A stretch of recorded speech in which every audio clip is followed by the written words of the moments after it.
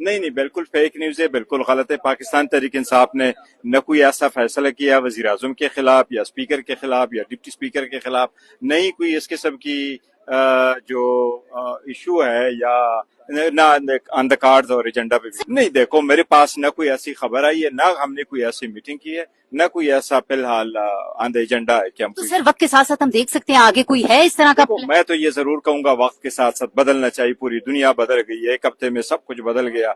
अब cease fire हो गया। मैं कहता हूँ आपस में भी कोई बेहतरी की तरफ जाए। आप इस मुल्क के सबसे बड़ी पॉलिटिकल पार्टी के सबसे मकबूल तरीन लीडर को आप कब तक जेल में रखोगे, किस तरीके से रखोगे, जबकि हम आपके साथ है। अब भी हमें जो है ना अपने आप से अलग।